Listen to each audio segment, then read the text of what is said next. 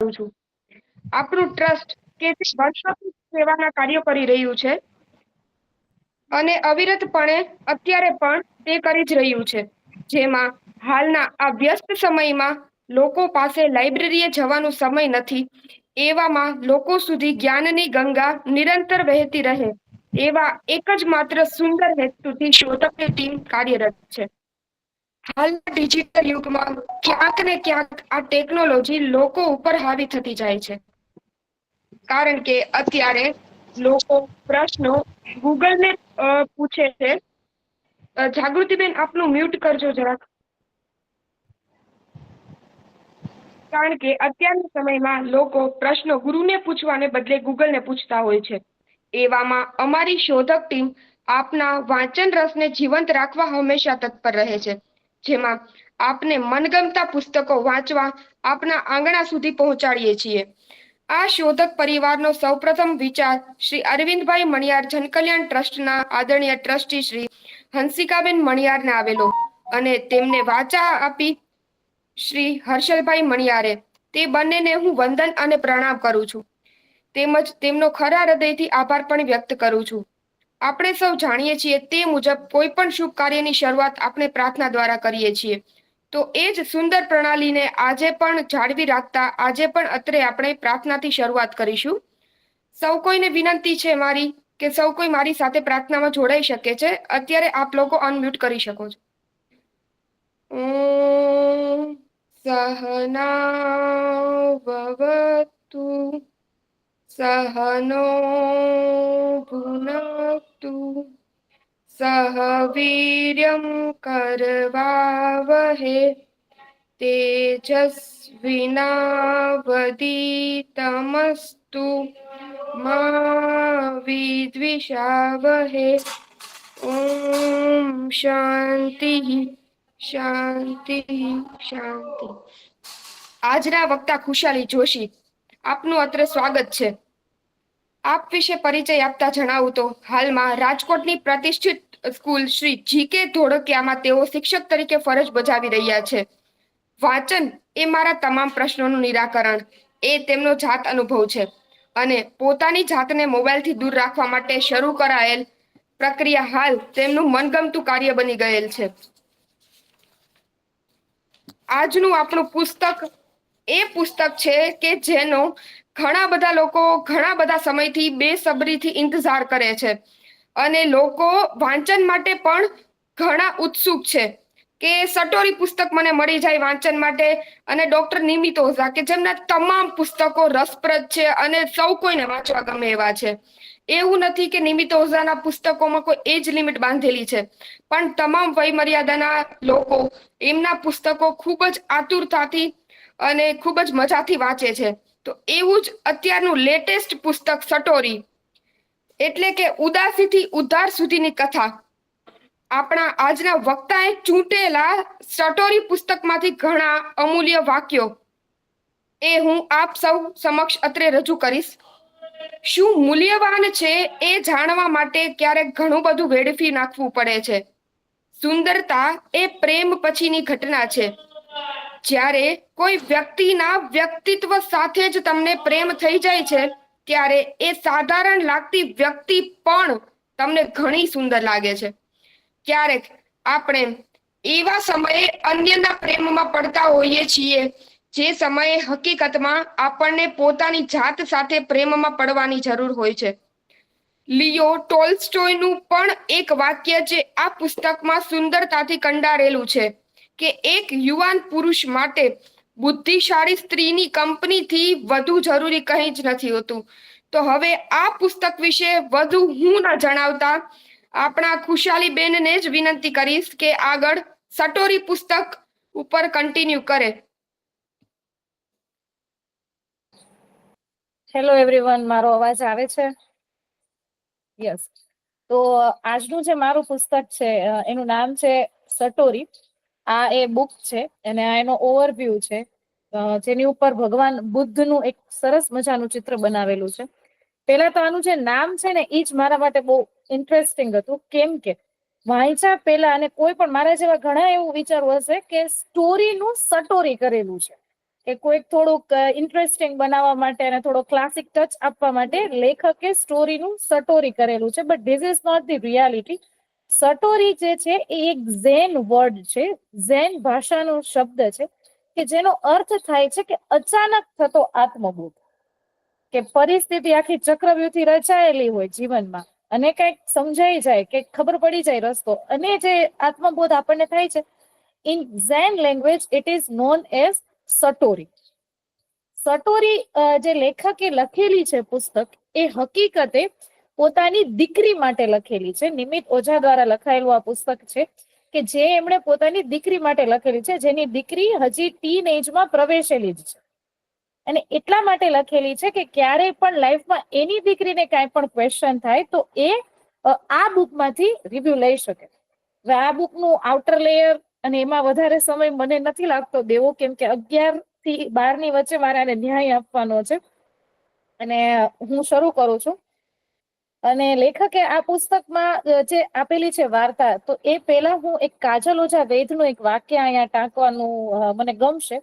તેમણે પોતપોતાની પાનખર પુસ્તકમાં એક વાક્ય લખેલું છે કે જ્યારે હંમેશા જીતવા માટે આપણે જે નિર્ણયો લેતા હોઈએ છીએ ને, એ જ હંમેશા આપણને આપણી હાર સુધી લઈ જતા હોય છે. અને આ સ્ટોરીની શરૂઆત એમ જ થાય છે કે સુયશની સાથે બેડરૂમમાં આખી એક રાત ગાળી અને સ્વીકૃતિ જ્યારે સવારે ઉઠે છે, ત્યારે એની અંદર જે મેળવવા માટે એના આ ઘટના કરેલી હતી, એની ખુશી નથી એની પાસે, કેમ કે સુયશ એને છોડીને જતો રહ્યો છે.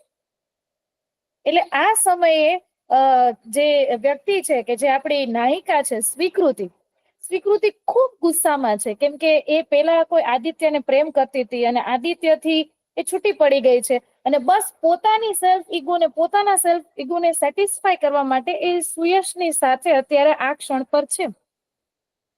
સુયશથી છૂટા પડ્યા પછી એ ઘડીએ ઘડીએ પોતાનો ફોન જોયા રાખે છે, ઇન્સ્ટા જોવે છે. બસ આવું બધું ભાવાત્મક વિશ્વ આપણે આપણી આજુબાજુ પણ બનાવેલું જોઈએ છે, કે આપણે આપણી ડિપ્રેશન ઝોનને કેવી રીતે ઢાંકીએ છીએ, કે થોડીક વાર ઇન્સ્ટામાં જોઈએ છે કે કોઈને હું યાદ આવું છું કે નહીં, વોટ્સઅપમાં જોઈએ છે, સ્નેપમાં જોઈએ છે. બસ સ્વીકૃતિ પણ આવી જ રીતે આ બધી વસ્તુઓ કર્યા રાખે છે. અને એ રાત્રે સવારે હોટલના રૂમમાંથી પોતાની ફ્રેન્ડના ઘરે, ધ્રુવીના ઘરે જાય છે અને બધી જ વાત કહી દે છે કે મેં આ રાત્રે આ ભૂલ કરેલી છે. અને ધ્રુવી આ એજની જ છે, એની જ એજની 25-26 માણી રહેલી, એટલે એ કહે છે કે બસ પોતાની નીડ સંતોષવા માટે તે જે આ વસ્તુ કરી, એમાં હું તને જજ નહીં કરું. અને એને બહુ સારી રીતે એને હેન્ડલ કરે છે. અને સ્વીકૃતિનું ડિપ્રેશનનું કારણ એવું હોય છે કે સ્વીકૃતિનો જે દેખાવ છે ને એ બહુ અયોગ્ય હોય છે, કે અત્યારની ભાષામાં કહી શકાય કે કોઈ પણ પુરુષને આકર્ષી શકે ને એવો સ્વીકૃતિનો દેખાવ છે નહીં.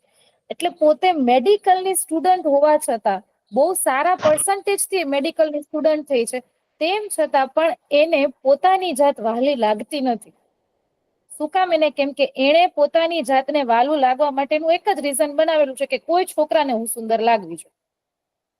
અને આના માટે ઘણા બધા કાવતરાઓ કરે છે, પાર્લર્સ પર ખર્ચા કરે છે, અને પોતે અલગ અલગ સર્જરીઓ કરાવે છે. પણ હકીકતે સ્વીકૃતિને સર્જરીની નહીં, પોતાની ડિપ્રેશનને સોલ્વ કરવા માટે કોઈ સાયકેટ્રિકની જરૂર હોય છે, અને એ સ્વીકૃતિ સ્વીકારતી નથી. સ્વીકૃતિ નામ જેટલું સરસ આપેલું છે ને, એટલી જ સરસ એની વાત પણ છે. કે ધ્રુવીને બધી વાત કર્યા પછી જ્યારે ધ્રુવી સાથે એના ઘરે વાત કરતી હોય છે, ત્યારે ઘડીએ ઘડીએ સ્વીકૃતિના ફોન ઉપર ફોન આવે છે. ને સ્વીકૃતિને એવું જ થાય છે, એનું મગજ ઈ જ કે છે અત્યારે મને સુયશે જ ફોન કરેલો હશે, અત્યારે કદાચ મને આદિત્યએ જ ફોન કરેલો હશે. કેમ કે સ્વીકૃતિ પોતાની ખુશી એમાં જ માને છે કે એ લોકો જો મને ફોન કરે તો જ મને ખુશી મળે. પણ હકીકતે એના મમ્મી એને વારંવાર ફોન કરતા હોય છે. અપર્ણા એના મમ્મીનું નામ છે. અને એના મમ્મી ફોન કરે છે ને નથી ગમતું, કેમ કે લાખો સવાલો પૂછે છે. ક્યાં હતી તું આખી રાત? શું કરતી હતી? આ હતું, તે હતું. અને સ્વીકૃતિને એમ થાય છે કે સુયશ અને આદિત્ય જો મને મળી જાય તો મારું બધું સુખ બની જાય. ધીરે ધીરે જ્યારે એના ઘરે જાય છે સ્વીકૃતિ, ધ્રુવી સાથે બધી વાત કરી અને ઘણી કંટાળીને પોતાના ઘરે જાય છે. મમ્મીને એવું કહે છે કે હું આખી રાત મેડિકલ પ્રેક્ટિસમાં હતી, હું ભલે એઝ અ સ્ટુડન્ટ છું, પણ મને એક જગ્યાએ એઝ અ ઇમરજન્સી પ્રેક્ટિસ માટે આપેલી હતી. મમ્મી કઈ કહેતા નથી, સ્વીકારી લે છે. સ્વીકૃતિ એના પપ્પાના રૂમમાં જાય છે. લેખક આ જે સમય છે ને એને બહુ સારા એવા વાક્યથી દર્શાવે છે કે દીકરી પિતાના રૂમમાં પ્રવેશતા જ્યારે ખિલખિલાટને બદલે ખચકાટ અનુભવે ને, ત્યારે પિતા અને દીકરી વચ્ચે સંબંધની સૌથી દયાજનક પરિસ્થિતિ છે. એટલે આ વાક્ય એવું દેખાડે છે કે સ્વીકૃતિને પોતાના ઘરેથી યોગ્ય પેરેન્ટિંગ નથી મળેલું.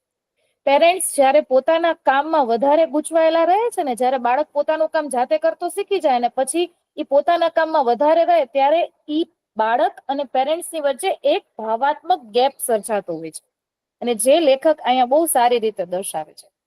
અને સ્વીકૃતિ એના પપ્પા સાથે જમવાનો આગ્રહ કરે છે, એ નથી આવતા. સ્વીકૃતિ એના મમ્મી સાથે જમવા બેસે છે, ત્યારે સ્વીકૃતિ એના મમ્મી પાસે 10,000 રૂપિયા માંગે છે.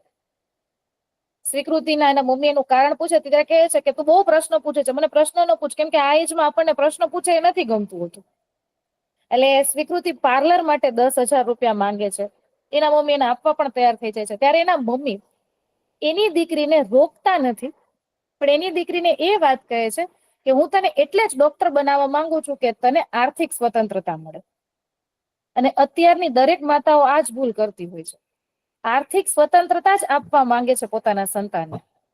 એ પોતાના સંતાનને ક્યારેક વિચારોની સ્વતંત્રતા, એ બધું ખુલીને કહી શકે, એના પ્રશ્નો સોલ્વ કરી શકે, એ દુનિયાની સાથે નોર્મલી લઈ શકે, એવું ઈ નથી ઈચ્છતા. આમને આમ સ્વીકૃતિનું જે ડિપ્રેશન છે એ વધતું જાય છે, કેમ કે એની આજુબાજુ બધું અયોગ્ય જ થાય છે.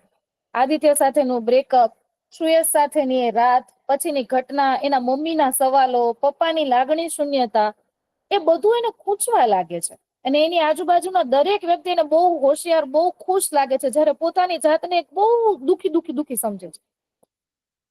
શરૂઆતના જે ચેપ્ટર્સ છે એ વાંચીને કદાચ તમે પોતે પણ ડિપ્રેશનમાં આવી જાવ, અરે આ સ્વીકૃતિની સાથે શું થાય છે. અને હું બહુ સાચી રીતે કહું છું, આપણા બધાની રીતે ક્યાંક 5-10% સ્વીકૃતિ રહેલી જ હોય છે. ભલે આપણે સ્વીકૃતિની જેમ કોઈની સાથે એટલા ક્લોઝ નથી હોતા, પણ કોઈ વ્યક્તિથી છૂટ્યા પછી આપણે આપણી ખુશી ઇન્સ્ટામાં, સ્ટોરીમાં ને એમાં જ ગોતતા હોય છે. કેટલાય લાઈક કર્યા, બસ એમાં જ આપણે ફરતા હોય છે. સ્વીકૃતિ પોતાની કોલેજીસ બંક કરે છે, કોલેજે નથી જતી, મેડિકલની સ્ટુડન્ટ હોવા છતાં એ કોલેજે નથી જતી, અને પોતે વધારે ને વધારે સોશિયલ મીડિયા વાપરે છે. અને આ સમયે સોશિયલ મીડિયા આપણી સાથે કેવી ગેમ કરે છે ને, એ વાક્યને, એ ઘટનાને લેખકે બહુ સારા વાક્યથી અહીંયા આપેલી છે કે સોશિયલ મીડિયા જ એક એવો સથવારો છે કે જે આપણી એકલતાને બમણી કરે છે. આપણે હોઈએ ને એના કરતા વધારે એકલા દેખાડે છે. આનું બેસ્ટ એક્ઝામ્પલ છે કે ઇન્સ્ટામાં તમે જ્યારે કોઈ સેડ રીલ જોવો છો ને, એ પછી ઇન્સ્ટા તમને સેડ રીલ્સ જ બતાડ્યા રાખે છે. અને એમાં જો ભૂલથી લાઈક કરી દીધી ને તો 100% રોવડાવી દે ને એ સુધીની રીલ તમને મોકલશે. સ્વીકૃતિની સાથે પણ આ જ થાય છે. બીજા દિવસે પરાણે કોલેજે જાય છે, બીજા બધા છોકરાઓને જોવે છે, પોતે દુઃખી થાય છે, કેમ કે બીજા બધા ગર્લની સાથે એક બોયફ્રેન્ડ હતો. ને સ્વીકૃતિની તો ખુશી એમાં જ છે કે એક છોકરી સાથે એક છોકરો હોય, એ જ સુખ. બીજું સુખ આ દુનિયામાં ક્યાંય છે જ નહીં. અને બધા ભણે છે ત્યારે સ્વીકૃતિ પોતાની બુકના લાસ્ટ પેજ ઉપર બહુ સરસ વાક્ય લખે છે કે મારી આસપાસના ચહેરા ઊંઘી રહ્યા છે અને હું એક જ જાગું છું. કાશ કોઈ મને સમજાવે કે હું કોની પાછળ ભાગું છું. અને સ્વીકૃતિનું મેડિકલ લાઈનમાં જરાય જીવ નથી. કોલેજ પૈતા પછી સ્વીકૃતિની કોલેજની સામે જ એક કેફે શોપ હોય છે જેનું નામ છે કોઝી કોર્નર. ને બસ આ જ સ્વીકૃતિના જીવનનો એક બહુ સરસ વળાંક છે. એ કોઝી કોર્નર કેફે પર એક બોર્ડ મારેલું હોય છે, એક કથા કમાવી આપશે. અહીંયા એક એવી ઘટના હોય છે કે ત્યાં એક લેખક છે જેનું નામ છે અનિરુદ્ધ પાઠક. અનિરુદ્ધ પાઠક સ્વીકૃતિને એટલે ત્યાં કોલેજના દરેક લોકો માટે એક એવી સ્કીમ અપલોડ કરે છે કે તમે અહીંયા આવો, લેખક તમને એક વાર્તા કહેશે, એ વાર્તાના બદલામાં લેખક તમને 1,000 રૂપિયા આપશે. સાંભળીને પણ અજીબ લાગે છે ને? તમારે જવાનું, લેખક તમને વાર્તા કહે અને લેખક તમને 1,000 રૂપિયા આપે. કોલેજના કેટલા છોકરાઓ અહીંયા કોલેજ પૂરી કરી અને ખાલી 1,000 રૂપિયા કમાવા માટે અહીંયા જાય છે. છે ને ઇન્ટરેસ્ટિંગ વાત? સ્વીકૃતિને થઈ જાય છે કે મેડિકલ લાઈફમાં તો મારાથી કઈ થવાનું નથી, હું આ કેફેમાં રોજે જઈશ અને લેખક પાસેથી 1,000 રૂપિયા કમાઈ લઈશ, એટલે મારા પાર્લરનો ખર્ચો નીકળી જશે. સ્વીકૃતિ પોતાની આ વાત પોતાની ફ્રેન્ડ ધ્રુવીને કહે છે. ધ્રુવી એવું કહે છે, રેવા દે, ક્યાંક તને એમાં અફીણ નાખીને પીવડાવી દેશે અને કોઈક તારો મિસયુઝ કરશે. આપણે આમાં ક્યાંય જવું નથી. પણ સ્વીકૃતિ અત્યારે કાંઈ સ્વીકારવા જ તૈયાર નથી, કેમ કે એને તો ખાલી પૈસા જોઈએ છે પોતાના પાર્લરના એક્સપેન્સીસ માટે, અને પોતાની જાતને બીજા પુરુષો માટે રેડી રાખવી છે કે કોઈ પુરુષની નજર મારી સામેથી હટવી ન જોઈએ. મારી બુદ્ધિનો વિકાસ થાય ન થાય, મારા મનનો વિકાસ થાય ન થાય, મારા શરીરનો બહુ સુંદર વિકાસ થવો જોઈએ, એવું સ્વીકૃતિ માને છે. સ્વીકૃતિ બીજા દિવસે કોલેજ બંક કરી પ્રોપરલી રેડી થઈ કોલેજના બેગ સાથે કોલેજમાં પાર્ક કરી અને એ કેફે શોપમાં જાય છે. કેફે શોપમાં જઈને લેખકને ગોતે છે તો લેખક એને ક્યાંય મળતા નથી. સ્વીકૃતિને નવાઈ લાગે છે કે મારી સાથે કોઈ ફ્રોડ નથી થયો ને. સ્વીકૃતિ એ કેફે કોર્નરના મેનેજરને પૂછે છે, તો કેફે કોર્નરના મેનેજર કહે છે કે હમણાં જ લેખક અનિરુદ્ધ પાઠક આવશે, અને કદાચ તમને પણ જાણીને નવાઈ થશે કે લેખકે વધારાની એક સ્કીમ રાખેલી છે, વાર્તા સાંભળવાના 1000 રૂપિયા, અને જો તમે તમારી પોતાની વાર્તા સંભળાવો ને તો 3000 રૂપિયા. તો લેખક સ્વીકૃતિને એવું થાય છે કે આને કોઈ પણ રેન્ડમ ચેટ જીપીટી માંથી ડાઉનલોડ કરી અને હું વાર્તા કહી દઈશ અને હું 3000 રૂપિયા કમાઈ લઈશ. કેમ કે સ્વીકૃતિ એના આગલા જ દિવસે કોઈ સાયકેટ્રિક પાસે ગઈ હોય છે, અને ધ્રુવી અને પરાણે તે સાયકેટ્રિક પાસે લઈ ગઈ છે, અને સાયકેટ્રિકે ધ્રુવીની સાથે વાત કરી અને સ્વીકૃતિને એટલું જણાવેલું છે કે સ્વીકૃતિને અહીંયા એડમિટ થવાની જરૂર છે, કેમ કે સ્વીકૃતિની હાલત બહુ જ ખરાબ છે. સ્વીકૃતિ ડોક્ટરની સાથે વાત કરતા કરતા પણ એ જ વસ્તુ કહે છે કે જિંદગીમાં એક બોયફ્રેન્ડ મળી જાય પછી શું જરૂર છે, બધું તો સુખ છે. સ્વીકૃતિનું ભાવાત્મક વિશ્વ ઘણી રીતે ભંગાયેલું છે, અને સ્વીકૃતિ ત્યાં હાજર થવા માટે રેડી નથી થતી, કેમ કે સ્વીકૃતિને પોતાના પૈસા એમાં નથી નાખવા, સ્વીકૃતિને પાર્લરમાં અને બીજી બધી પ્લાસ્ટિક સર્જરીઝ પર પૈસા નાખવા છે. આગળ ને આગળ અહીંયાથી વાત વધે છે. સ્વીકૃતિ જયારે અનિરુદ્ધ પાઠકની પાસે આવે છે ત્યારે પોતાના મનની વાત કહી દે છે કે મને એવો ડર લાગે છે કે તમે કદાચ આ કોફી, અને કોફી પણ લેખક પોતાના ખર્ચે પીવડાવે છે ને, આ તો એકદમ ફાયદાનો ધંધો છે. તો આવી જ રીતે વાત આગળ વધે છે, અને સ્વીકૃતિ પોતાના મનની વાત કહી દે છે કે મને ડર લાગે છે કે તમે મને આમાં કંઈક અફીણ નાખીને પીવડાવી નથી. અને આ સમયે સ્વીકૃતિના પ્રશ્નોનો સ્વીકાર લેખક એટલી સારી રીતે કરે છે, અને લેખક બહુ સરસ વાક્ય આમાં આપે છે કે જે મનમાં પ્રશ્ન નથી ઉદ્ભવતા ને એ બિન ખેતી લાયક જમીન જેવું છે, કે જ્યાં નવા મકાનો બાંધી શકાય પણ ત્યાં કઈ ઉગાડી ન શકાય, ત્યાં જીવન વસાવી શકાય ત્યાં જીવન પામી ન શકાય. અને કોફી કોર્નર પર જયારે કોફી આવે છે બેયના ટેબલ ઉપર, ત્યારે લેખક બહુ સરસ વસ્તુ અહીંયા દર્શાવે છે.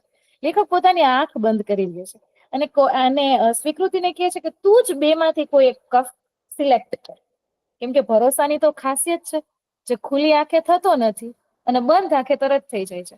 એટલે જ ગુજરાતીમાં કહેવત છે ને કે મેં તમારી ઉપર આંખ બંધ કરીને ભરોસો કરેલો છે. સ્વીકૃતિ પણ આંખ બંધ કરીને ભરોસો કરી લે છે, કોઈ પણ એક કપ ઉપાડે છે, કેમ કે ક્યારેક કોઈના પર વિશ્વાસ કરવા માટે એક ક્ષણ જ પર્યાપ્ત હોય છે, અને ક્યારેક દુનિયાભરના ખુલાસા પછી પણ એ વ્યક્તિ વિશ્વાસપાત્ર નથી લાગતો. સ્વીકૃતિની નજરમાં આ બધા જે વાક્યો છે એ નિમિત્ત ઓઝાએ આ બુકમાં લખેલા છે, અને સ્વીકૃતિની નજરમાં જે અનિરુદ્ધ પાઠક છે એકદમ વિશ્વાસપાત્ર વ્યક્તિ બની જાય છે. સ્વીકૃતિ 25 વર્ષની છે અને અનિરુદ્ધ પાઠક 45 વર્ષના, 45 વટાવેલા, એટલે બેયની વચ્ચે આરામથી 20-25 વર્ષનો ગેપ છે. સ્વીકૃતિની સાથે વાતો કરે છે, સ્વીકૃતિને બહુ મજા આવે છે, કેમ કે સ્વીકૃતિના મગજમાં એક જ લક્ષ્ય હોય છે. જેમ તીર સમયે, બાણ ચલાવવા સમયે અર્જુનની નજર માત્ર ને માત્ર ચકલીની આંખ પર હતી, એવી જ રીતે સ્વીકૃતિની નજર માત્ર ને માત્ર એક બોયફ્રેન્ડ ઉપર છે. એને બીજું કશું જ પોતાનું જીવન આગળ પાછળ નથી દેખાતું. સ્વીકૃતિ અનિરુદ્ધ પાઠકમાં એક બોયફ્રેન્ડને જોવા મળે છે. સ્વીકૃતિ એને પૂછે છે કે તમે આ સ્કીમ રાખેલી છે તો મને વાર્તા સાંભળવા મળશે? એ કહે છે કે હા મળશે, ચોક્કસ. અનિરુદ્ધ પાઠક પોતાની પર્સનલ સ્ટોરી સ્વીકૃતિને જણાવે છે, જે બહુ સાંભળવા લાયક છે. આ સટોરી પુસ્તકનો ટર્નિંગ પોઈન્ટ છે કે અનિરુદ્ધ પાઠક પોતાની કોલેજના સમયમાં અદિતિ નામની છોકરી સાથે પ્રેમમાં પડેલા હતા. એ અનિરુદ્ધ પાઠકને બહુ જ પ્રિય હતી. શું કામ એને? કેમ કે એમની પાસે ભાષા સમૃદ્ધિ હતી. અનિરુદ્ધ પાઠકના મતે સ્વીકૃતિ, અદિતિ, એની પૂર્વ પ્રેમિકા, એ ભાષા સમ્રાજ્ઞી હતી. એ રૂપસુંદરી નથી, પણ એની પાસે ભાષાની અઢળક ખજાનો હતો. અનિરુદ્ધ પાઠક એનું વર્ણન કરે છે, જે આ પુસ્તકનું મારા માટેનું સૌથી સુંદર વર્ણન છે, અને આટલું સુંદર કોઈ પણ પોતાની ગર્લફ્રેન્ડનું વર્ણન ન કરી શકે. કે અદિતિનો દેખાવ એકદમ સાધારણ હતો, તેના સિવાય એટલે કે અનિરુદ્ધ પાઠક સિવાય કોઈ પણ પુરુષને અદિતિ કદાચ બહુ કદરૂપી સ્ત્રી લાગે, પણ એ અનિરુદ્ધ પાઠકને બહુ સુંદર લાગતી હતી. કેમ કે અનિરુદ્ધ પાઠક એની કલાના પ્રેમમાં હતા, એની શબ્દ રચના, એના વ્યાકરણ, એની બુદ્ધિમત્તા, એની કલ્પના, એની સાથે એને પ્રેમ હતો. અનિરુદ્ધ પાઠક કહે છે કે જ્યારે કોઈ સ્ત્રીની પાસે ભાષા સમૃદ્ધિ હોય ને, ત્યારે એને કોઈ પણ જાતના મેકઅપ કરવાની જરૂર રહેતી નથી. એ કદાચ બ્લશર અને આઈલાઇનર નહીં કરે ને વાળ તેલ વાળા ને અંબોળો લખેલા હશે ને તો પણ એ પુરુષને પ્રેમાળ જ લાગશે. ત્યારે એને પૂછે છે અનિરુદ્ધ, અને ત્યારે એને સ્વીકૃતિ પૂછે છે કે કોઈ આવી સ્ત્રી, સામાન્ય દેખાવવાળી સ્ત્રી પણ તમને ગમી ગઈ? ત્યારે અનિરુદ્ધ પાઠક બહુ સરસ વાત કરે છે કે સુંદરતા છે ને એ પ્રેમ પછીની ઘટના છે. કોઈ વ્યક્તિના વ્યક્તિત્વ સાથે પ્રેમ થઈ જાય, વાતો ગમવા લાગે ને, ત્યારે એ વ્યક્તિ આપોઆપ સુંદર થઈ જાય. ત્યારે એનું હાય એટલે બાકીના બધાને બાય. એ આપણો જીવ છે ને એ થઈ જ જશે. અને આ સાંભળીને સ્વીકૃતિને બહુ શાંતિ મળે છે કે કોઈ સામાન્ય દેખાવવાળી સ્ત્રીને પણ કોઈ વ્યક્તિ પ્રેમ કરી શકે છે. એટલે સ્વીકૃતિનો જે ઇમોશનલ ઈગો હર્ટ થયેલો છે ને એ હવે ધીરે ધીરે બિલ્ડઅપ થાય છે. વાર્તા આગળ હાલે છે કે અદિતિના બહુ પ્રેમમાં હતા, બંને સાથે લાઇબ્રેરીમાં પુસ્તકો વાંચતા, બુક ટોક કરતા બે એકબીજાની સાથે, એક પોડકાસ્ટ બનતો બે સાથે, અને અનિરુદ્ધ પાઠકને અદિતિની કંપની બહુ સારી લાગતી. સમય વીતતો જાય છે. સમહાવ ઈ અને અદિતિ આગળ નથી વધી શકતા. અદિતિ એમની સાથે લગ્ન કરવાની ના પાડી દે છે. અનિરુદ્ધ પાઠકનો ઈગો બહુ હર્ટ થાય છે અને પોતાનો પ્રેમ પામવા માટે એ જ કોલેજની બીજી છોકરીના પ્રેમમાં પડે છે. અને એ કોલેજની સૌથી સ્વરૂપવાન કહેવાતી સ્ત્રીના પ્રેમમાં પડે છે, જેનું નામ છે અર્પિતા. અને અનિરુદ્ધ પાઠકે પેલા જ કહી દીધું છે કે પોતાની આ નવલકથામાં એને ઘણા બધા પાત્રોના નામ બદલાવી દીધેલા છે. અર્પિતાના પ્રેમમાં પડે છે. અર્પિતા એટલી સુંદર છે પણ એની પાસે ભાષા સમૃદ્ધિ નથી. પણ આ સમયે અનિરુદ્ધ પાઠકે માત્ર ને માત્ર પોતાનો ઈગો સેટિસ્ફાઈડ કરવા માટે આ વસ્તુ કરેલી હોય છે. અનિરુદ્ધ પાઠક શરીરથી અર્પિતાને સાથે રહેતા અને મનથી એનું મન અદિતિ પાસે રહેતું. એને અર્પિતા પાસેથી ક્યારેય પોતાની માનસિક શાંતિ મળે જ, બસ પોતાનો ઈગો સેટિસ્ફાઈડ કરવા માટે એની સાથે જોડાય છે. અને આ સમયે લિયો તોલ્સ્ટોયનું બહુ સુંદર વાક્ય રાખે છે કે જ્યારે કોઈ સ્ત્રીનું શરીર તમને વધારે આકર્ષવા લાગે ને ત્યારે પુરુષે એ જગ્યાએથી નીકળી જવું જોઈએ. કેમ કે યુવાન પુરુષ માટે એક બુદ્ધિશાળી સ્ત્રીની કંપની જ વધારે આકર્ષક હોય છે, નહીં કે એક સુંદર સ્ત્રીની. અને સુંદર સ્ત્રીને તમે પ્રેમ કરો છો ને ત્યારે તમારે તૈયારી રાખવી પડે છે એના માળી બનવા માટેની. કેમ કે સુંદર ફૂલ, બગીચાનું સુંદર ફૂલ દુનિયાની દરેક વ્યક્તિને જોતું હોય છે. એટલે પુરુષે જો સુંદર સ્ત્રી પામો છો તો હંમેશા તમારે એનું પ્રોટેક્શન કરતું જ રહેવું પડશે. વાર્તા આગળ વધે છે. એક સમયે એ એટલા થાકી જાય છે અનિરુદ્ધ પાઠક પોતાના લગ્ન જીવનથી, એની સાથે લગ્ન પણ કરી લે છે. એ લગ્ન જીવનમાંથી ભાગી જાય છે અને ધર્મશાલામાં એક બૌદ્ધ આશ્રમમાં રહે છે અને ત્યાંથી જ્ઞાન લે છે. અને પોતે રડ્યા વગર આખી વાત કરે છે. ત્યારે એને પૂછે છે સ્વીકૃતિ, તમને રડવું નથી આવતું? ત્યારે બહુ સરસ લેખક નિમિત ઓઝા બહુ સારી વાત અહીંયા કરે છે કે ભૂતકાળના આઘાતો ત્યારે જ રૂજાય છે કે જ્યારે સ્મરણોમાંથી ભાવાત્મક તત્વ ઓગળી જાય છે. એ વ્યક્તિને યાદ કરીને પણ તમારી આંખના ખૂણામાં આંસુ નથી આવતા, ત્યારે સમજી જાઓ કે હવે તમે એકદમ નોર્મલ થઈ ગયા છો અને હવે એ દુઃખ તમારામાંથી ઓગળી ગયું છે. સ્વીકૃતિ એની સાથે સમય વિતાવે છે. સ્વીકૃતિ ત્યાંથી પોતાના ઘરે વહી જાય છે. રાત્રે એમની સાથે મેસેજીસમાં વાત કરે છે. પણ અનિરુદ્ધ પાઠકની એક શરત હતી કે જો મેસેજ મને ભાષાની રીતે યોગ્ય લાગશે ને તો જ હું રિપ્લાય કરીશ, બાકી નહીં કરું. તો હવે સ્વીકૃતિ નવા નવા શબ્દો ગોતે છે, પોતાની જાતને વિકસાવે છે. પ્રેમમાં પડવાની પેલી ઘટના આ જ છે કે તમે તમારી જાતને વિકસાવો. તમે જે અત્યાર સુધી નથી શીખાય વસ્તુ શીખવાની શરૂઆત કરો હોશે હોશે, કેમ કે એમને ગમે છે. અહીંયા 25 વર્ષનો એજ ગેપ નથી રહેતો. સ્વીકૃતિ આગળ વધે છે. સ્વીકૃતિ મેસેજ કરતી હોય છે. જયારે અનિરુદ્ધ પાઠકનું ટાઈપિંગ આવે છે ને એ માટે પણ લેખકે બહુ સરસ વાત કરેલી છે. તમે આ પુસ્તક વાંચશો ને સટોરી, ત્યારે તમને એવું નહીં લાગે કે તમે કોઈ હિન્દી ફિલ્મ નથી જોતા. કેમ હિન્દી ફિલ્મમાં એક બહુ સરસ મોમેન્ટ, એક અત્યંત પ્રિય એવું ગીત આવી જાય ને એ ગીત આપણા મોઢે ચડી જાય, પછી એ ભૂલાય જ નહીં. તો એવા અહીંયા બહુ સરસ વાક્યો આવે છે કે જે તમને ભૂલાશે જ નહીં. અત્યારે બહુ સરસ વાક્ય છે કે મેસેજ કરતા આપણને કોઈ મેસેજ કરી રહ્યું છે ને એ વસ્તુ વધારે આનંદ આપે છે. કોઈના રિસીવ્ડ મેસેજ કરતા કોઈનું ટાઈપિંગ સ્ટેટસ વધારે વહાલું લાગે ને ત્યારે સમજી જવું કે એન્ડ ટુ એન્ડ ડિસ્ક્રિપ્શન થઈ ગયું છે. કેમ કે એ શું ટાઈપ કરશે, એને મારા શું વખાણ કર્યા હશે, એ વસ્તુ વધારે આનંદદાયક હોય છે નહીં. અને આવી જ રીતે વાત આગળ વધતી જાય છે. સ્વીકૃતિ રેગ્યુલર કોલેજ બંક કરી અને અનિરુદ્ધ પાઠકને મળવા માટે જાય છે. ધ્રુવી એને સમજાવે છે કે તું કોના પ્રેમમાં છો એ તો જો, તું તારાથી 25 વર્ષ મોટી ઉંમરના પ્રેમમાં છો. સ્વીકૃતિ આ વસ્તુ સ્વીકારતી જ નથી. મારે બોયફ્રેન્ડ જોતો હતો, મને મળી ગયો. ધીરે ધીરે બંને આગળ વધે છે અને ત્યારે એક બહુ સરસ ઘટના અહીંયા બને છે. અનિરુદ્ધ પાઠક જરા પણ આ વસ્તુનો ડિસએડવાન્ટેજ નથી લેતા. કોઈ પણ પુરુષની સૌથી મોટી ખાસિયત જ ઈ છે કે એના પ્રેમમાં પડેલી સ્ત્રીનો એ માનસિક વિકાસ કરે, એના શરીરનો દુરુપયોગ ન કરે. અનિરુદ્ધ પાઠક સ્વીકૃતિ પણ પોતાની બધી જ વાત કહે છે, કેમ કે સ્વીકૃતિને પણ 3000 રૂપિયા કમાવા હોય છે કે હું આદિત્યના પ્રેમમાં પડેલી હતી, આદિત્યએ મને છોડી દીધી, મેં સુયશની સાથે આવી રીતે રાત વિતાવી, બધી વાત એને કરી દે છે.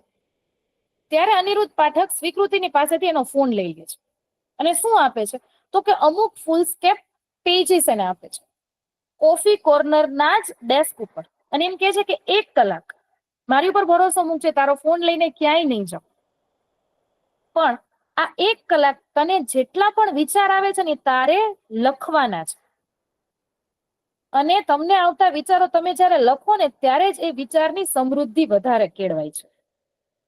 સ્વીકૃતિ લખે છે. 1 કલાક પછી અનિરુદ્ધ પાઠક નથી આવતા, પણ મેનેજર, એ કોફી કોર્નરના મેનેજર જે છે એ જ પોતે સ્વીકૃતિનો ફોન એને દઈ જાય છે અને કહે છે કે અનિરુદ્ધ પાઠક તમને કેમેરામાં જોતા જ હતા અને આ આખી જે ઘટના છે એમાં તમને એને 100 આઉટ ઓફ 100 આપેલા છે અને એવું કીધું છે કે તમારે લેખનમાં આગળ વધવું, કાલે એ જ સમયે આ જ ટાઈમે એ તમને મળશે, તમારે તમારું લખાણ એને દેખાડવાનું છે. અને હવે સ્વીકૃતિની અંદરનો બદલાવ તમે જુઓ. સ્વીકૃતિને ખબર પડી ગઈ કે મારું સુખ, મારી ખુશી માત્ર ને માત્ર ફોન કૂટવામાં નથી. હું લખીશ ને તો મને વધારે ખુશી મળે છે. તો ઘરે જઈને પણ એ ફોન વાપરવાની બદલે લખે છે પોતાના વિચારોને. આમને આમ વાર્તા આગળ વધે છે. સ્વીકૃતિ રોજ કોલેજે નથી જતી, અનિરુદ્ધ પાઠકની સાથે જ જાય છે. ધ્રુવી એને કહે છે કે અત્યાર સુધી તને કોફી કોર્નરમાં બોલાવશે, પછી એ તને દરિયાકાંઠે લઈ જશે, બગીચામાં લઈ જશે, પછી છેલ્લે એના ઘરે ને તારો દુરુપયોગ કરશે. પણ પ્રેમમાં પડેલી વ્યક્તિની સૌથી મોટી ખાસિયત જ એ હોય છે કે આખી દુનિયા જે કહે, એ જેને પ્રેમ કરતી હોય ને એના વિશે તો એનું મન જે કહે ને એ જ એને સાચું લાગે. સ્વીકૃતિ આ કાંઈ પણ વાતનો સ્વીકાર કર્યા વગર રોજ જે અનિરુદ્ધ પાઠકને મળવા જાય છે અને એક દિવસ એ પૂછી લે છે કે તમને કેમ ખબર પડી કે હું બહુ સારું લખી શકું છું?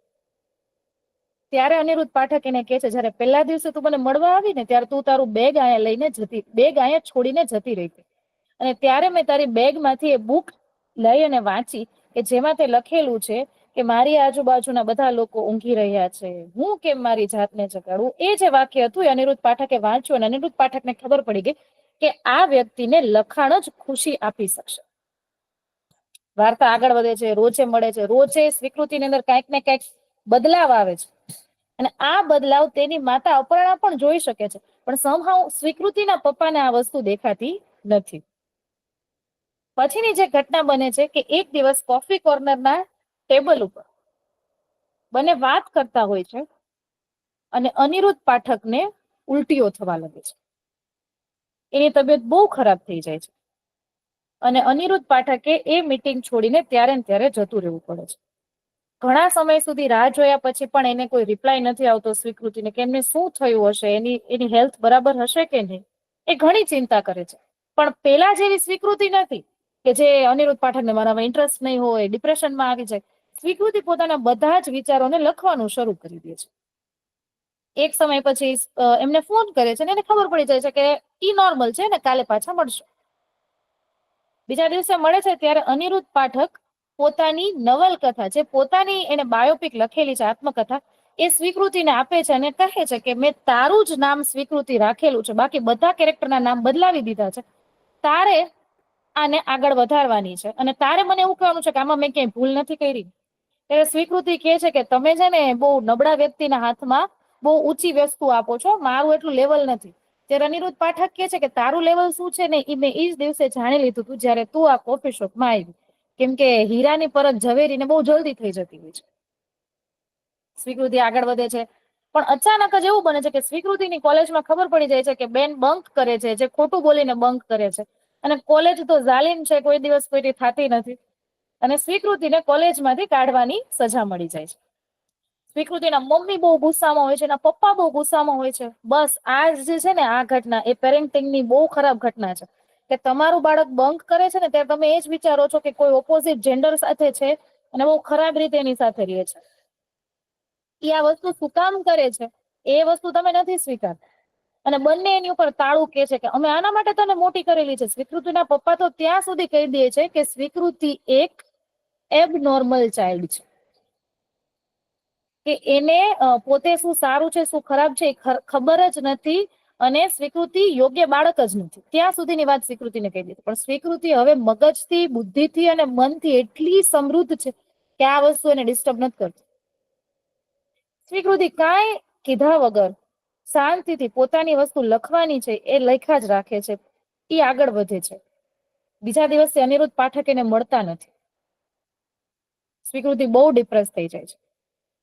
એ ધ્રુવીને જઈને કહે છે. ધ્રુવી કહે છે કે આ ભાઈ ખોટી વ્યક્તિ હતો, તને છોડીને જતો રહ્યો, તું જતી રહે. પણ શું થાય, સ્વીકૃતિએ તો પોતાના મનમાં એને એઝ અ બોયફ્રેન્ડ ગોતી લીધા. સ્વીકૃતિ પણ મનને મનાવી લે છે કે કોઈ ઇશ્યુ નથી, મને એક આટલી સારી વ્યક્તિ મળી જે મને બદલાવી શકે, એનાથી વિશેષ કઈ નથી. સ્વીકૃતિ પોતાની જિંદગીનો સૌથી અઘરો નિર્ણય કરે છે કે પોતે હવે કોલેજ પર ક્યારેય નહીં જાય. કેમ કે એને મેડિકલ જર્ની ક્યારેય સુખ આપતી જ નહોતી. એનો જીવ લેખકનો હતો કે જે જીવ એના પેરેન્ટ્સ ન ગોતી શક્યા. સ્વીકૃતિના પેરેન્ટ્સ અર્પિતા, અપર્ણા ત્યારે લખવાની શરૂઆત કરે છે, લખે છે અને ધ્રુવીને પણ કહી દે છે કે હું સ્કૂલે નહીં આવું. એટલી રડે છે સ્વીકૃતિ કે પોતાની આંખો સોજી જાય છે. એના મમ્મી એને સમજાવે છે કે તું તારાથી 25 વર્ષ મોટી ઉંમરની વ્યક્તિના પ્રેમમાં છો તો એ ભૂલી જ. સ્વીકૃતિ કશી જ દલીલ કર્યા વગર પોતાનું કામ અવિરતપણે ચાલુ રાખે છે.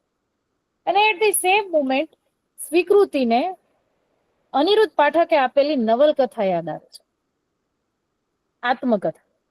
સ્વીકૃતિએ વાંચવાની શરૂઆત કરે છે. જે એને કોફી શોપમાં કીધી હતી એ જ નવલકથા આગળ વધે છે કે આના પ્રેમમાં હતા, પછી અંતે અર્પિતા સાથે લગ્ન કરે છે. બસ આ જે વાર્તા એમને કીધી હતી ને આ વાર્તા અધૂરી હતી. આ વાર્તાનો અંત એને સ્વીકૃતિને આપેલી નવલકથામાં ઓલરેડી હતો. એમાં એને એવું લખેલું હતું કે જ્યારે એના અર્પિતા સાથે લગ્ન થાય છે ને ત્યારે ઘણા સમય સુધી એના અર્પિતા પાસેથી એ જ વસ્તુ મળે છે કે ડર, એક શંકા જે દરેક સ્ત્રીને હોય છે. પોતાનો પુરુષ બીજી સ્ત્રીની સામે જ હોય ને, હા તમે 100% એને લાઈન મારો છો, એ ડર એની અંદર હતો કે જે એને જરા પણ નહોતો ગમતો. અને અનિરુદ્ધ પાઠક એમાંથી છૂટવા માટે શું કરે છે તો કે અનિરુદ્ધ પાઠક ઘણા સમય સુધી રાહ જોવે છે. અને એક દિવસ એવો આવે છે કે અર્પિતા એમને જણાવે છે કે શી ઇઝ પ્રેગ્નેન્ટ, એક બાળકની માં બનવાની છે. અનિરુદ્ધ પાઠક જરા પણ નથી ઈચ્છતા કે પોતે એટલા મેન્ટલી ડિસ્ટર્બ છે એ આવા સમયે કોઈ એક બાળકને સ્વીકાર. કેમ કે લેખક એ બહુ સરસ વાક્ય આપે છે કે ગર્ભ નિર્માણ, એક બાળક, એક જીવ નિર્માણ ત્યારે જ થાય જ્યારે પુરુષ અને સ્ત્રી શારીરિક રીતે અને માનસિક રીતે પણ તૈયાર હોય. એ આ બાળકને સ્વીકારવા નથી માંગતા. અને અર્પિતા તો બહુ ખુશ છે કે પોતાના પ્રેમની નિશાની સ્વરૂપે હવે એની સાથે એક બાળક આવવાનું છે. એ જ વિશ્વમાં છે. એ પોતાની જાતને વધારે સવારવામાં એમાં જ પડી રહે છે. એ પોતે એવું જ ઈચ્છે છે કે બસ અનિરુદ્ધ મારી પાસેથી ક્યાંય ન જવા જોઈએ. અને આ જોઈ અને અનિરુદ્ધ પાઠક એટલા દુઃખી થઈ જાય છે, બાળકનો જન્મ થઈ જાય છે ત્યારે પણ એ હોસ્પિટલે પણ નથી જતા. આપણને એવું લાગે કે આ બહુ ખરાબ વસ્તુ થઈ રહી છે. બાળક જન્મીને જયારે ઘરે આવી જાય છે ત્યારે એક બહુ સરસ વાતાવરણ હંમેશા રચાતું હોય છે. એક બાળક, એક મેલ, એક ફિમેલ, એમ કેવાય ને એક ચીડિયા, ઉસકા પતિ ઓર ઉસકા એક છોટા સા બચ્ચા, એક અદ્ભુત માળો બની જાય છે. પણ આ વસ્તુ અનિરુદ્ધ પાઠકને પોતાના ઘરમાં નથી દેખાતી. એ એક સાંજે અર્પિતાને અને પોતાની દીકરીને સૂતા મૂકી અને એ ઘરેથી જતા રહે છે. અને એક ચિઠ્ઠી લખીને જાય છે કે હું આ જિંદગીમાં આગળ નહીં વધી શકું, હું આ જિંદગી છોડી અને જાઉં છું. હું ક્યાં જાઉં છું એ કશું કહેતો નથી. અર્પિતા એને બહુ શોધવાનો પ્રયત્ન કરે છે. અર્પિતાને એ મેળવી નથી શકતા, અર્પિતા એને નથી ગોતી શકતી. અર્પિતા ત્યાર પછી બીજા લગ્ન પણ કરી લે છે. અને આ સમયે અનિરુદ્ધ પાઠક ધર્મશાલા શહેર છે ત્યાં જાય છે અને બૌદ્ધ આશ્રમમાં રહી અને પોતાની વાતને પોતાનું જ્ઞાન મેળવે છે. કેમ કે એ કહે છે કે ક્યારેક આપણે એવા સમયે અમુક લોકોના પ્રેમમાં પડતા હોઈએ છીએ કે જે સમયે હકીકતે આપણી જાતના પ્રેમમાં પડવાની જરૂર છે. પોતે બૌદ્ધિક રીતે વિકાસ પામે છે, ત્યાંના લોકોનું કામ કરે છે અને વાતને એમ જ આગળ વધારે છે, પોતાની જિંદગી આગળ વધારે છે. અને ત્યારે ત્યાં હોય છે ને ત્યારે જ એમને બહુ મોટો ડિઝીઝ થઈ જતો હોય છે, બ્રેઇન ટ્યુમર, કે તેની ધર્મશાળામાં કોઈ સારવાર કરી શકે એમ નથી. એટલે તે ધર્મશાળા છોડી અને પોતાના હોમટાઉન અમદાવાદમાં આવે છે. વર્ષો પહેલા અર્પિતાએ બીજા લગ્ન કરેલા હતા. આજે છે એ સ્ટોરીનો ટર્નિંગ પોઈન્ટ છે કે અર્પિતાએ બીજા લગ્ન કરેલા હતા અને આ અર્પિતા જ હકીકતે સ્વીકૃતિની માં છે, અપર્ણા. અને જે બાળક અર્પિતા અને અનિરુદ્ધ પાઠકનું હતું, એ જ બાળક સ્વીકૃતિ છે. અજીબ લાગે છે ને? એ સ્વીકૃતિને કેમ મળ્યા એ પણ લેખકે બહુ સારી રીતે દેખાડેલું છે. અનિરુદ્ધ પાઠક અને અર્પિતાનું બાળક જ સ્વીકૃતિ છે અને એ સ્વીકૃતિને ક્યારેય એની માં તરફથી ક્યારેય ભાવાત્મક વિશ્વ મળેલું જ નહોતું. અર્પિતા એને એ જ શીખડાવતી કે તારે એ જ રીતે આગળ વધવું જોઈએ કે જ્યારે કોઈ પુરુષ તને આકર્ષી શકે. અર્પિતાએ જેની સાથે લગ્ન કરેલા હતા એ વ્યક્તિ સ્વીકૃતિના સાચા પપ્પા ન હતા, એટલે એ પણ ક્યારેય ભાવાત્મક વિશ્વ સ્વીકૃતિને આપી ન શક્યા. એ સ્વીકૃતિ એના પેરેન્ટ્સથી આખી જ રહે છે. એટલે આ જ ભૂલ પેરેન્ટ્સ કરતા હોય છે કે જ્યારે તમે એકબીજામાં અને સોશિયલી બીજી બધી એક્ટિવિટીમાં એન્ગેજ્ડ હો છો, આવા સમયે તમે તમારા બાળકને તમારાથી દૂર કરો છો. એટલા માટે જ એને પોતાની વાત ઠાલવવા માટે ઇન્સ્ટા સ્ટોરીઝ, સ્નેપ, આ બધાનો ઇસ્તેમાલ કરવો પડે છે. અને ત્યારે જ તમે કોઈ બીજા વ્યક્તિના પ્રેમમાં પડો છો કે જ્યારે તમારી વાત સાંભળવા માટે કોઈ તૈયાર નથી. હવે આપણે એ વાત પર આવીએ કે સ્વીકૃતિ અને અનિરુદ્ધ પાઠક કેવી રીતે મળેલા હતા અને કેમ સ્વીકૃતિએ જ અનિરુદ્ધ પાઠકને પસંદ કર્યા, કેમ એ બે એકબીજા પાસે નજીક આવ્યા. તો યાદ કરો કે જ્યારે વાર્તાની શરૂઆતમાં આપણે જોયું કે સ્વીકૃતિ પોતાની ડિપ્રેશન માટે એક સાયકેટ્રિક પાસે જાય છે. એ સાયકેટ્રિક પાસે જ્યારે જાય છે ને ત્યારે એ સાયકેટ્રિકને મળે છે રિસેપ્શન કાઉન્ટર ઉપર. એટલે રિસેપ્શન કાઉન્ટર પર જે બેઠેલી લેડી હોય છે ને, સ્વીકૃતિને જવાબ આપે છે અને તરત જ કોઈ બીજા પુરુષની સાથે વાત કરવા માંડે છે કે તમારો વારો આવશે એટલે અમે તમને તરત જ બોલાવશું, 2 કલાકનું વેઇટિંગ છે. આ વાત સાંભળી અને એ પુરુષ બેસી જાય છે એક જગ્યાએ. અને આ પુરુષ જ અનિરુદ્ધ પાઠક છે. અનિરુદ્ધ પાઠકને પણ નથી ખબર કે આ જે છોકરીની વાત થાય છે ને એ સ્વીકૃતિ છે. સ્વીકૃતિ પોતાની ફ્રેન્ડ ધ્રુવી સાથે ત્યાં બેસે છે અને ધ્રુવીની સાથે વાત કરે છે અને એ બધી જ વાત અનિરુદ્ધ પાઠક સાંભળતા હોય છે અનાયાસે. સ્વીકૃતિ એવું કહે છે કે મારા મમ્મી તો આવી જ રીતે વ્યસ્ત હોય છે. મારા મમ્મી પોતાના મમ્મીનું નામ લઈને અનાયાસે બોલે છે કે મારી માં અર્પિતા છે ને. ત્યારે એને ખબર પડે છે કદાચ આ એ જ અર્પિતાની તો વાત નથી ને. અને એ વિચારે છે કે એ તો હંમેશા આમ જ મને કીધા રાખે, ક્યાં છો ને શું છો ને કોઈ છોકરા સાથે છો, તું આમ. અચાનક ઢગલોબંધ પ્રશ્ન મને એના મૂંઝવે છે.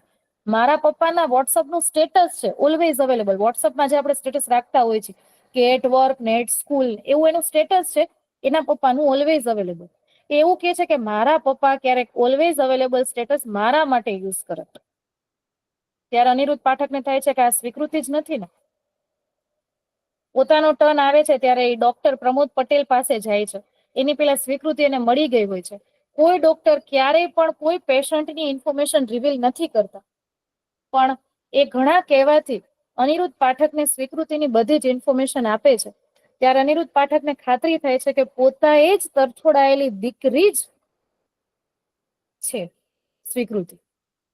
અનિરુદ્ધ પાઠકને બહુ દુઃખ થાય છે કે મારી એક ભૂલના લીધે મારી દીકરીને ઘણું બધું સહન કરવું પડે છે. સ્વીકૃતિ આ સમયમાંથી કાઢવા માટે એ સ્વીકૃતિને ટ્રેક કરે છે. સ્વીકૃતિની કોલેજની સામે જ એક કેફે શોપમાં શરૂઆત કરે છે. પછી સમહાઉ સ્વીકૃતિ પણ રિયલ લાઈફમાં અનિરુદ્ધ પાઠકના ટચમાં આવે છે ત્યારે અનિરુદ્ધ પાઠક એને 30,000 રૂપિયા જીપે કરી દે છે. કેમ કે એને ખબર હતી કે સ્વીકૃતિ આ જ કારણથી તો એની પાસે આવેલી હતી, પૈસા કમાવા માટે. એને પૈસા મળી જાય છે. અહીંયા સ્વીકૃતિને પણ ખબર પડી જાય છે કે અનિરુદ્ધ પાઠક જ મારા પપ્પા છે. ઘણું ગોતવા પછી મુંબઈની ટાટા હોસ્પિટલમાં પોતે બ્રેઇન ટ્યુમરનું ઓપરેશન કરાવેલું હોય છે અને પોતે ત્યાંથી ક્યાંક જતા રહ્યા છે.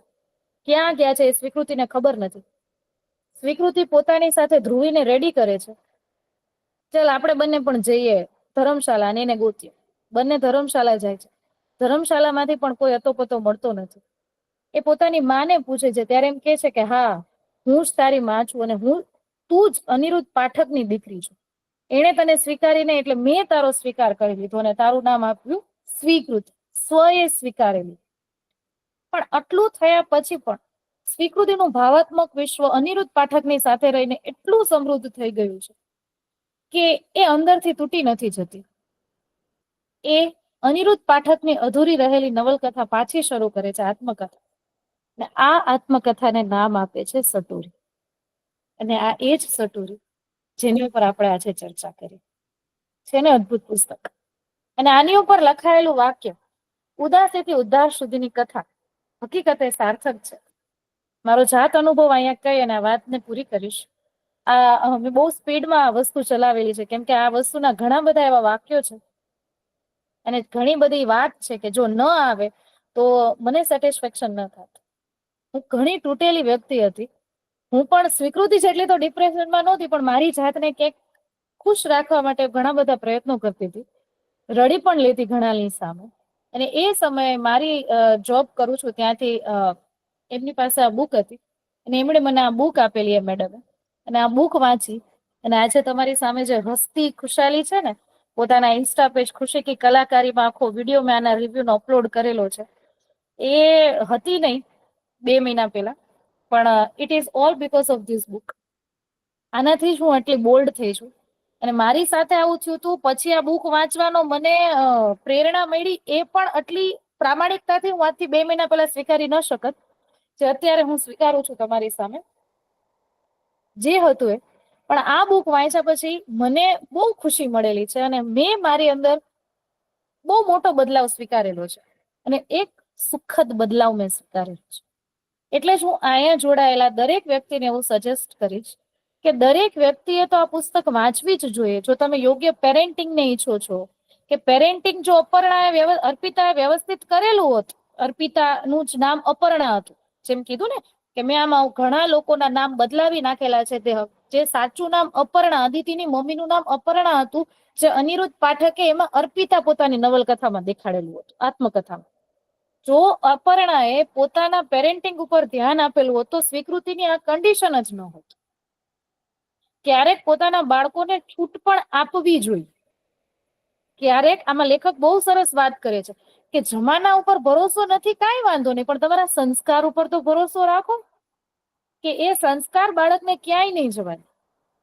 અને પછી સ્વીકૃતિ જેટલી સારી વ્યક્તિ દરેક ઘરમાં બની શકશે. આ વાર્તા વાંચ્યા વગર પણ આપણામાંથી ઘણાના પેરેન્ટિંગ એટલા સુંદર છે કે આજે પણ આપણે પોતાનો ગુસ્સો, પોતાનું સેલ્ફ સેટિસ્ફેક્શન માટે કોઈ બીજી વ્યક્તિ કે કોઈના રૂમ સુધી નથી જતા. અત્યારે જેટલા પણ પેરેન્ટ્સ આમાં મારી સાથે જોડાયેલા છે ને એને હું એટલું જ કહીશ, હું બહુ ઉંમરમાં મોટી નથી, મારી 25-26 જ છું હું હજી, પણ અત્યારે મારી આજુબાજુ એવા લોકોને પણ હું જોઉં છું કે જે કોઈના રૂમમાં કોઈ બીજા વ્યક્તિઓ સાથે બહુ નાની ઉંમરે બહુ મોટા કામ કરતા જોવા મળે છે. ત્યારે તમારા બાળકો જો કાંઈ નથી કરતા ને, તમારા બાળકો તમને એમ કે છે ને કે મારા માટે તમે યોગ્ય જીવન સાથી ગોતો, ત્યારે હકીકતે રાષ્ટ્રપતિ એવોર્ડ મેળવવા જેટલું સન્માન તમે મેળવી લીધું છે. પૃથ્વી ઉપર જ તમે મોક્ષ મેળવી લીધો છે કે આ જમાનામાં પણ તમારી સામે આટલા સંસ્કારી બાળકો છે.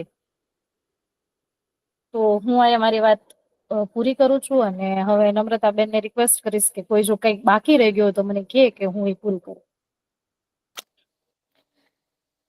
ખરેખર ખૂબ ખૂબ ધન્યવાદ ખુશાલીબેન, અને ખૂબ ખૂબ આભાર આપનો કે આટલું સુંદર પુસ્તક, હજી હાલમાં જ બહાર પડેલું પુસ્તક આટલી સુંદરતાથી આપે અહીં રજૂ કર્યું. અને બીજી વાત કે ખરેખર આપે જેવી રીતે કહ્યું હતું ને એવી જ રીતે આ જાણવા લાયક અને માણવા લાયક પુસ્તક છે. અને આટલું સુંદર પુસ્તક અમારી સુધી પહોંચાડ્યું એ બદલ આપનો ખૂબ ખૂબ આભાર. અને આપ સર્વે લોકો અને આપણે બધા અત્યારે જોઈ રહ્યા છીએ કે છેલ્લા સમય સુધી અત્યારે એટલા ને એટલા જ લોકો જોડાયેલા છે. તો એ ખરેખર એક તો આપના વક્તવ્યનો પ્રભાવ છે. અને બીજી વસ્તુ કે ડોક્ટર નિમિત ઓઝાના પુસ્તકોના એટલા બધા લોકો ચાહક છે. અને પ્લસ સટોરી પુસ્તક કે એ એટલું એટ્રેક્ટિવ છે અને એમાંથી ઘણું બધું જાણવા મળે એવું પુસ્તક છે. તો એટલા માટે જ અત્યારે 40+ જેટલી સંખ્યામાં લોકો જોડાયેલા છે. એ ખરેખર ખૂબ જ સારી વાત કહેવાય. હવે હું એક વાત અહીં રજૂ કરું છું. એક જ મિનિટ નમ્રતાબેન, હું આપનો સમય લઈશ. મેં આ પુસ્તકની દરેક વસ્તુ અહીંયા નથી હું કહી શકીશ સમહાવ, અને એ કદાચ મેં બહુ સારું કર્યું છે, કેમ કે હું એવું નથી ઈચ્છતી કે આપ આ પુસ્તક ન વાંચો, કેમ કે આ પુસ્તક વાંચ્યા પછી દરેકના રિવ્યુ અલગ અલગ હશે જ. તમને લાઇબ્રેરીમાંથી મળે, મેં મારા વિડીયોમાં પણ કહેલું છે કે લાઇબ્રેરીમાંથી મળે, કોઈ ફ્રેન્ડ પાસેથી મળે, ક્યાંયથી પણ મળે. અને આની કિંમત માત્ર 375 રૂપિયા છે. અને આપણે બહુ સારા વિશ્વમાં રહીએ છીએ કે આપણે OTT platforms, Amazon Prime, Netflix, એની ઉપર આપણે બહુ સારા ઇન્વેસ્ટમેન્ટ કરીએ છીએ.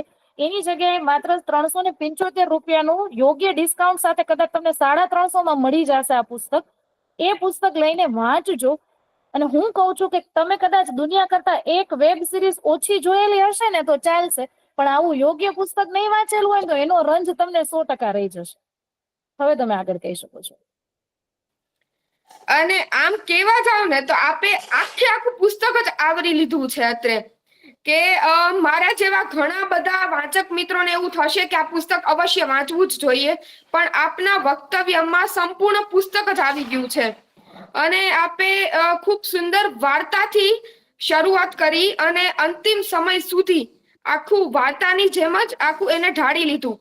તો એ ખરેખર ખૂબ મજા આવી અને એક એક્સાઇટમેન્ટ વધ્યું કે હવે નેક્સ્ટ શું. તો એવી રીતે જે એક્સાઇટમેન્ટ ક્રિએટ થયું અને એમાં ઘણી મજા આવી. અને એક લાઈન આપણા જ એક વાચક છે, બુકટોકમાં સંચાલન પણ કરે છે, જાનવીબેન લાખાણી, એમના શબ્દોમાં કહીશ. એમણે રિસેન્ટલી જ આપણી આ બુકટોક નક્કી થઈ પછી આ પુસ્તક વાંચ્યું, તો એમણે જ એક રિવ્યુ શેર કર્યો. ઘણીવાર આપણા જીવનમાં અમુક એવી ઘટના બને છે જેનાથી આપણે નિરાશાની ઊંડી ખાઈમાં ધકેલાઈ જઈએ છીએ. આવા સમયે સમજણ કેળવી, આત્મખોજ કરી, સ્વીકારી લઈએ તો આપણે પીડામાંથી ઉદ્ધાર તરફ પ્રગતિ કરી શકીએ. બસ આવું જ એક સુંદર પુસ્તક આપણને ઉદાસીથી ઉદ્ધાર તરફ પરિવર્તન કરાવે છે. અને આ પુસ્તક સટોરી જે ખરેખર અત્યંત સુંદર પુસ્તક છે. હવે આપણા શ્રોતા મિત્રોએ ઘણા બધા લોકોએ હેન્ડ રેઇઝ કરેલો છે, તો એ લોકોને ચાન્સ આપીશ કે એમના વ્યૂઝ શેર કરે. વારાફરતી લઉં છું. ચાવડા શુકેશભાઈ, આપનો હેન્ડ રેઇઝ હતો, કઈ કહેવા ઈચ્છો છો તો અનમ્યુટ કરીને બોલી શકશો.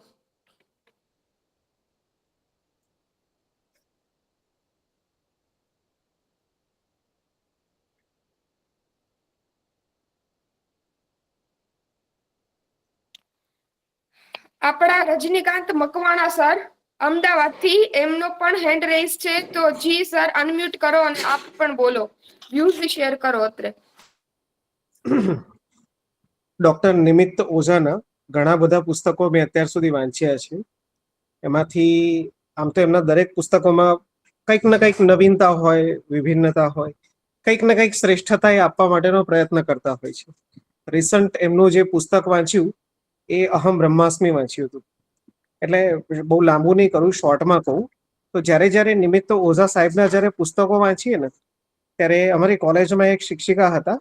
એ હંમેશા કહેતા હતા કે દરેક બાબતમાં, સાહિત્યમાં શાબ્દિક ચમત્કૃતિ હોવી જોઈએ, જેને આપણે પંચલાઇન્સ કહેતા હોઈએ છીએ. એમના પુસ્તકોની અંદર આ પંચલાઇન્સ અદ્ભુત રીતે દરેક પાનામાં એક બબે તમને જોવા જ મળે. એ એમની વિશેષતાઓની વિશેષતા છે. સટોરી તો ઘણા સમયથી ધ્યાનમાં છે, ખરીદવાની ઈચ્છા પણ છે, હજુ સુધી લેવાનું નથી, ટૂંક સમયમાં આવી જશે. પણ ખુશાલીબેન એમને એટલી સરસ અદ્ભુત એમને જે રજૂઆત કરી છે, એટલે હવે ઈચ્છા છે કે આજે સાંજે જ આ પુસ્તક ખરીદી થઈ જશે અને ટૂંક સમયમાં એ આખું વંચાઈ જશે. તમે જે રજૂઆત કરી છે એનાથી પેલું બહાર જમવા જતા હોય અને સ્ટાર્ટર આવે અને કેવી જિજ્ઞાસા થઈ જાય કે ખાવાનું આગળ વધી જતું હોય, એ પ્રમાણેની તમે રજૂઆત કરી છે મેડમ. બહુ તમે અભિનંદનને પાત્ર છે.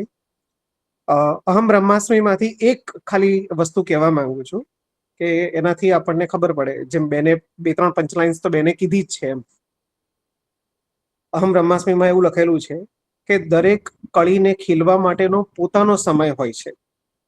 ક્યારેક એ કળી ન પણ ખીલે તો એ ન ખીલવા માટેના એના પણ કેટલાક કારણો હોય છે. માટે દરેક કારણને પોતાનું વ્યવસ્થિત રીતે સમજવા રાખી એને કુદરતના નિયમ પ્રમાણે છોડી દેવું જોઈએ. આ તમે બહુ થોડી ભાવાત્મક કીધી. આટલું બધું અદ્ભુત રીતે ભરેલું હોય છે કે માણસ ભાવુક થઈ જાય. આવી ભાવના અમારા સુધી પહોંચાડવા માટે બેન તમારો ખૂબ ખૂબ આભાર.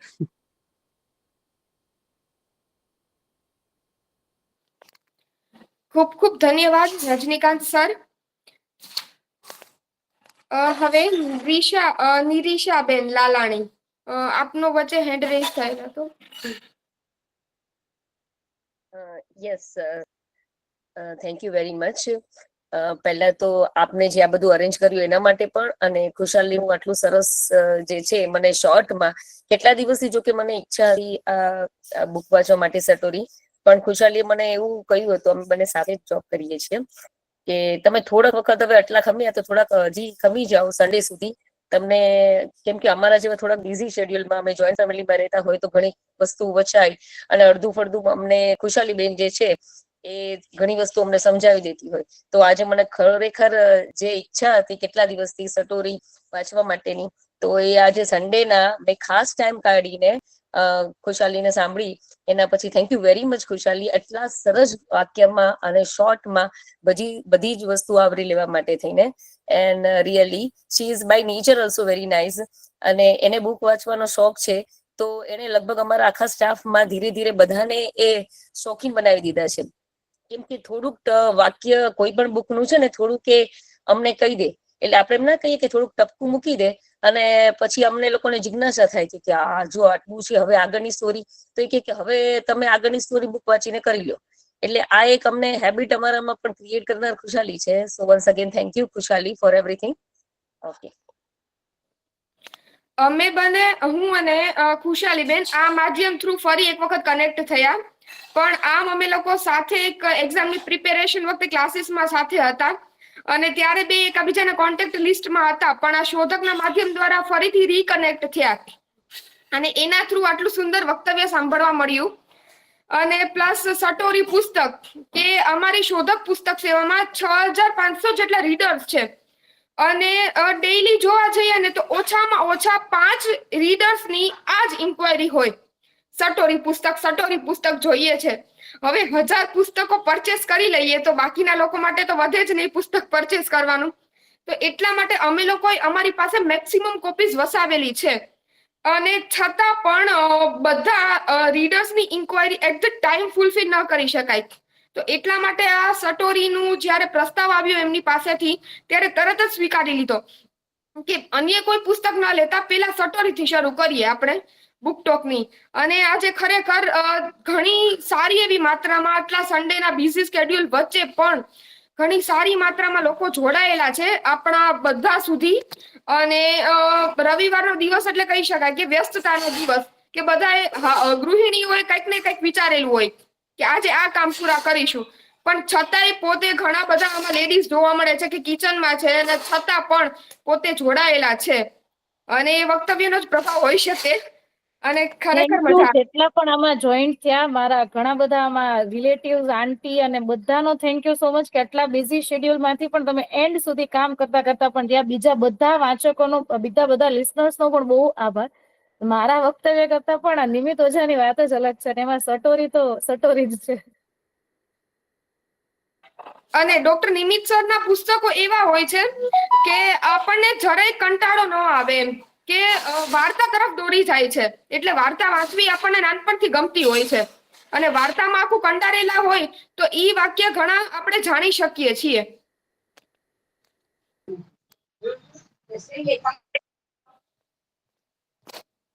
યસ, હવે બીજા કોઈ મિત્રો કઈ કહેવા ઈચ્છતા હોય તો કહી શકે છે.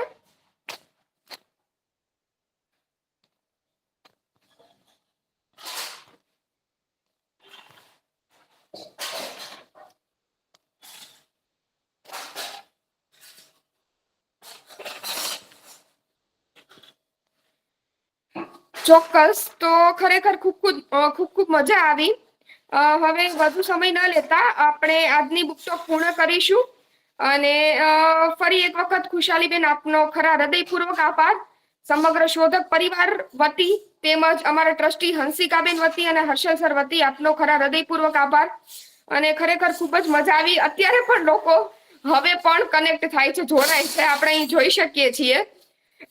જ્યારે બુક ટોક અત્યારે પૂરી થવાના આરે છે પણ હજી પણ લોકો કન્ટિન્યુ જોડાય જ છે. અને આ વિડીયો આપણે જેમની પણ ચૂકાઈ ગઈ છે આજની આપણી બુક ટોક, તો એમના માટે આપણી યુટ્યુબ ચેનલ શોધક બુક ટોક નામે છે, એમાં આપણે અપલોડ કરીશું. તો અવશ્ય એમાંથી પણ આનંદ મેળવી શકશો આપ. તો ખૂબ ખૂબ આભાર અને હવે મળીશું આવતા રવિવારે કોઈક નવા વિષય સાથે અને કોઈ અલગ જ વક્તા સાથે. ત્યાં સુધી સૌ કોઈ મિત્રોનો આભાર અને ખુશાલીબેન આપનો પણ આભાર. આવજો. નમસ્કાર.